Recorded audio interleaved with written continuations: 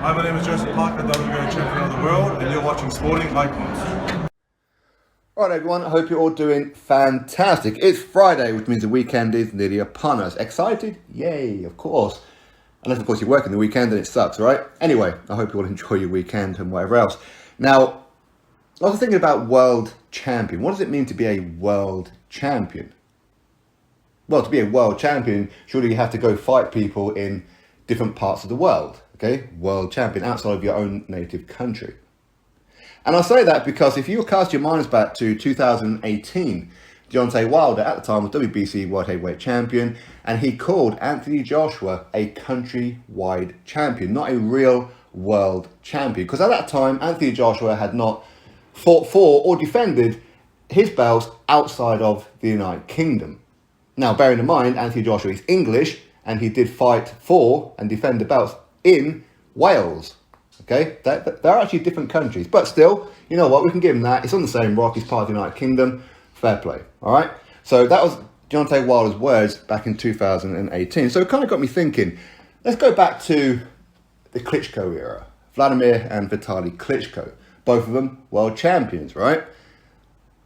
They're from Ukraine.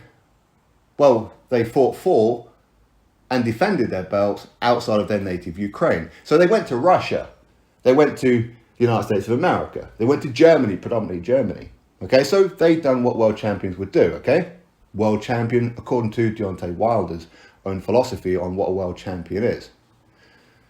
Look at champions since then. Tyson Fury. Tyson Fury, British, went to Germany and took on Vladimir Klitschko, won the belts. So he's done what a world champion would do, and he's done the same with Deontay Wilder on 3 occasions. 2 times as challenger to fought the champion in Wilder's own country, okay? So Fury went to America outside of his United Kingdom, and of course defended the belt against Wilder also in America, okay? So Tyson Fury, world champion, according to Deontay Wilder's own philosophy on what a world champion is.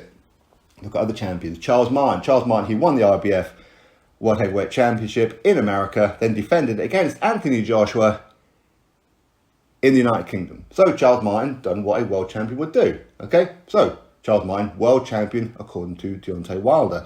Look at Joseph Parker, WBO World Heavyweight Champion. Joseph Parker is from New Zealand. He won the belt, the vacant belt, against Andy Ruiz Jr.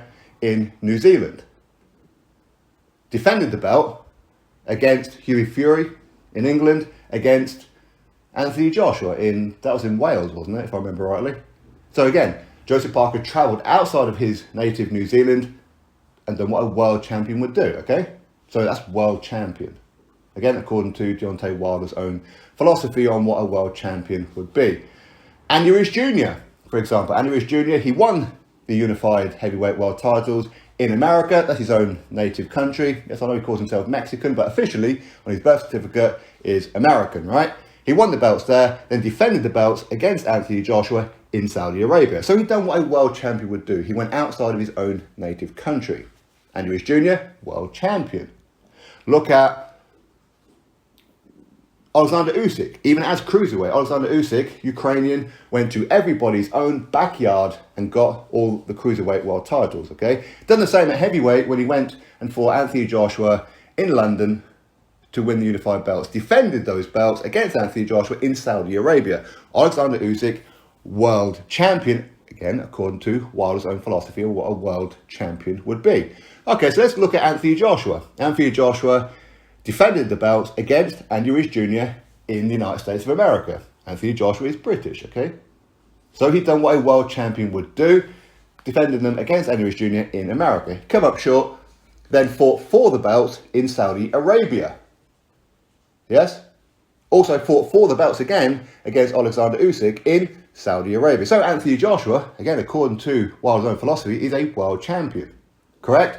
Let's move on to Deontay Wilder. Deontay Wilder, did he win the belt against Bermane Stiverne back in 2015 in America? Had, what was it, 10 world title defences or something like that? All of them, every single one of them in Wilder's own country, the United States of America, including the fights with Tyson Fury.